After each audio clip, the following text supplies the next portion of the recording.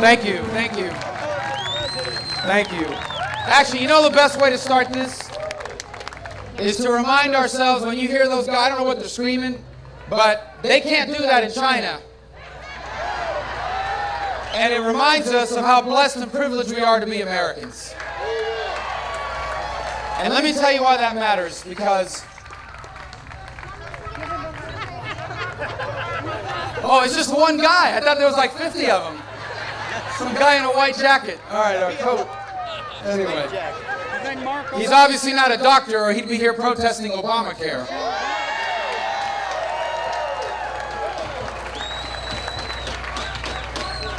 Guys, the debate in Washington is about a lot of things. But at its core, the debate we're having in Washington, D.C., that you're a major part of, is what our country is going to be going forward.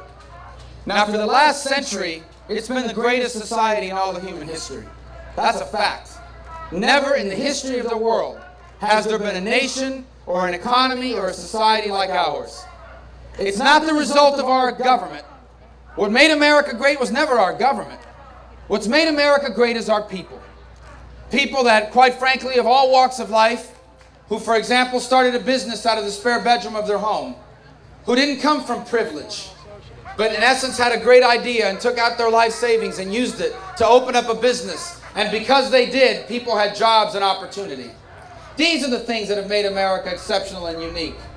Now, there's always been a role for our government to play, but never in our history has government been the dominant institution in our society. We've now reached a point, unfortunately, where we have more government than we can afford.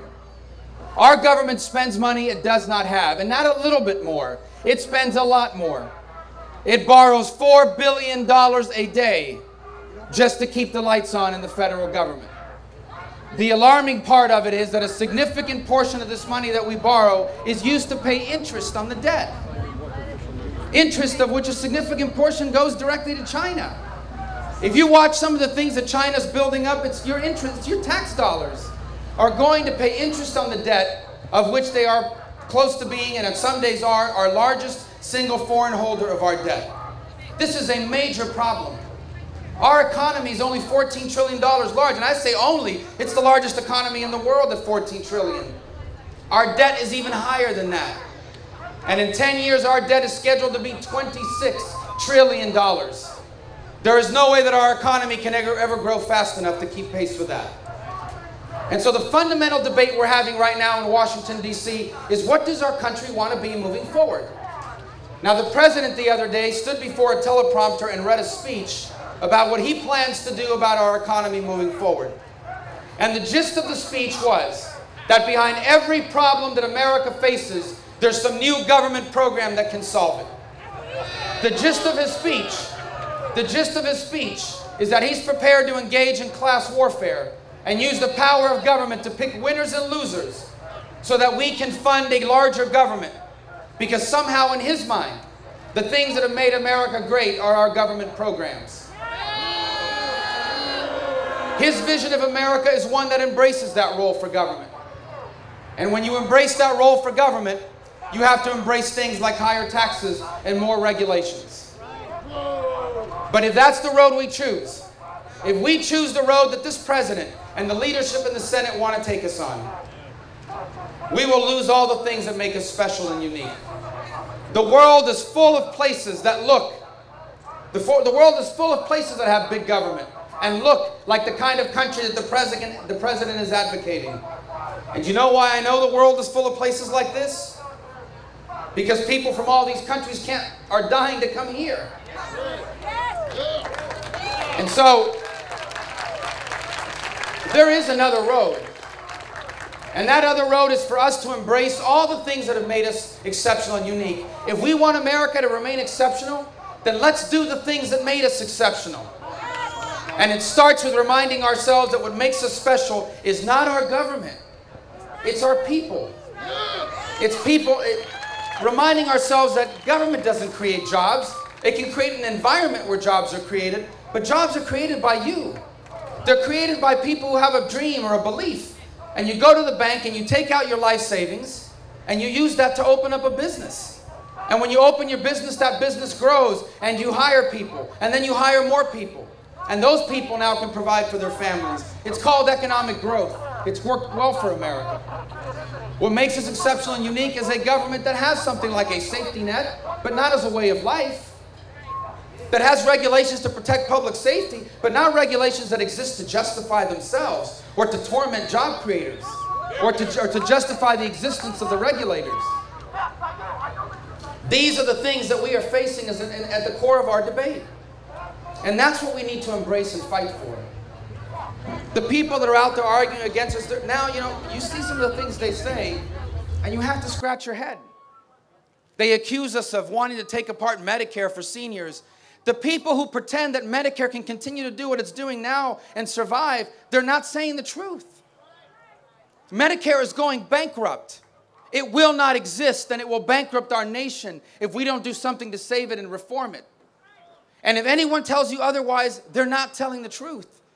Social Security will go bankrupt. And if we do nothing, it will bankrupt itself and then our country. And the people that are telling you we don't have to do anything are not telling you the truth. And those that go around talking about raising taxes on people who can afford to pay more, what they're not telling you is that even with these tax increases they propose, the spending they propose is even bigger. And worst of all, it will destroy job creation. The world has changed. There are too many other countries now that want to take our businesses away. And if you threaten to raise taxes, what are these companies and job creators going to do? They're going to stop creating jobs in America and increasingly look elsewhere. We've got to grow our economy, and we've got to bring spending under control. And the best and perhaps last chance we will have to do that before this next election is this debate on the debt limit. And let me tell you, what they're going to come and say, they're already practicing. If we don't raise the debt limit, the world will come to an end. If we don't raise the debt limit, it will lead to catastrophe. Well, let me tell you something. If all we do is raise the debt limit, if government just comes in and raises the debt limit and doesn't do anything else to show that Washington is serious about bringing its fiscal house in order, it will be even more catastrophic. Because it will send a message that America is not serious about solving this very serious problem. That's the reason why I voted against the budget deal yesterday.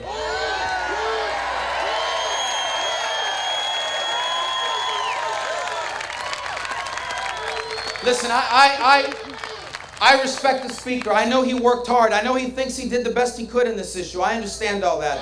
But this is a major problem. This is a major problem.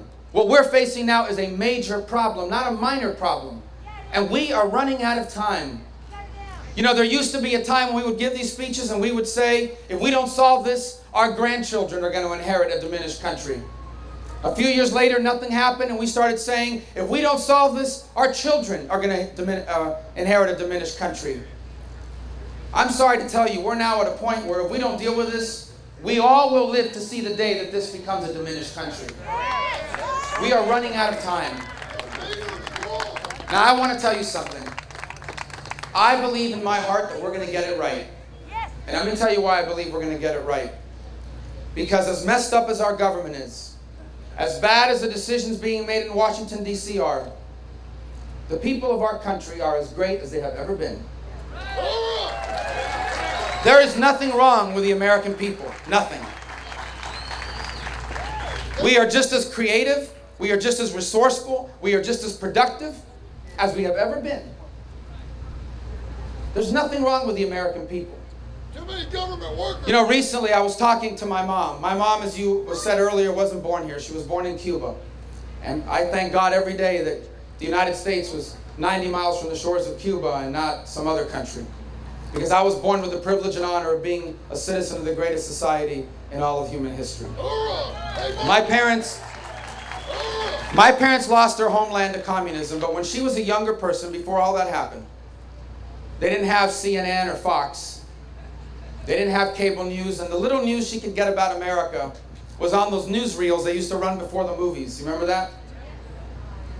She was a teenager, late teen, early 20s, during the beginning and end of World War II.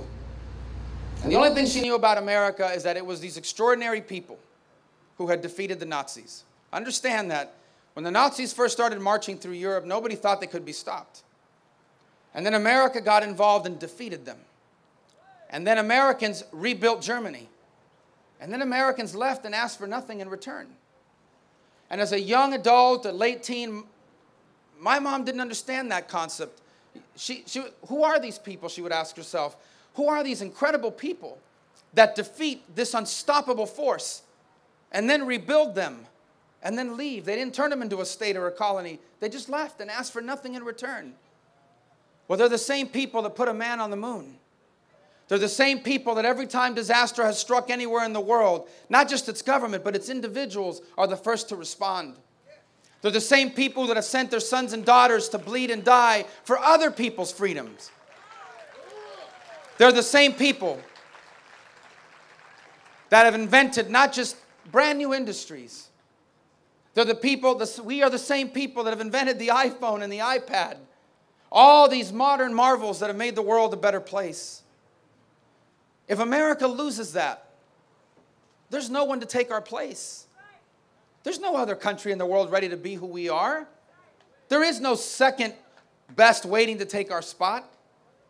It's not just that America cannot afford to be diminished. The world cannot afford for America to be diminished.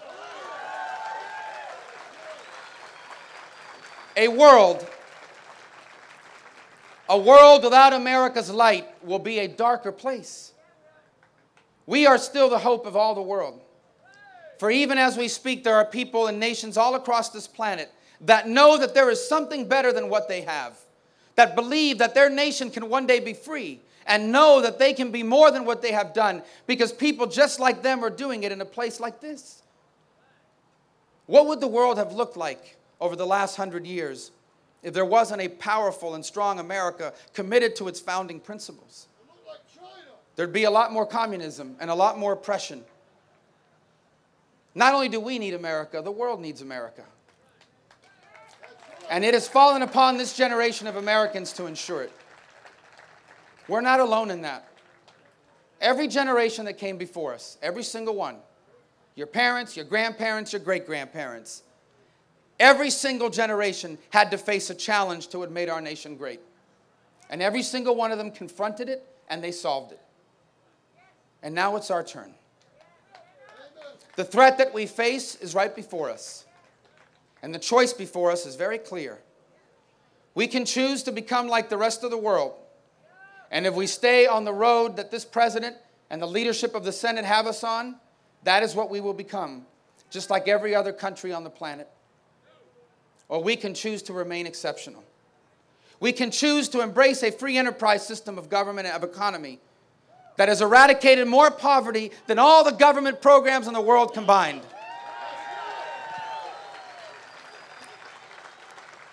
We can choose to say that we will not be afraid to confront and defeat the spread of radical Islam wherever it rears its head.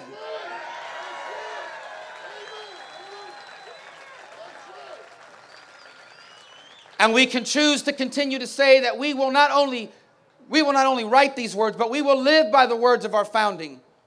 That all men are created equal, endowed by their Creator, not their government, not their king or their president, but by their Creator with inalienable rights. These are the principles of our founding. They are as true today as they were then. Now it's up to us to make it happen. I want to thank you for the honor and the privilege and the blessing to serve in the United States Senate. I pray every single day. I pray every single day, and I ask you to do the same. That I will not forget the reasons why I ran or the principles that I ran on. It's the reason why I voted against that budget and the continuing resolutions, and it's the reason why I will be your voice against raising this debt limit until this country is serious about getting on the right track. Continue doing what you're doing. We're going to win this battle. Thank you very much. Thank you.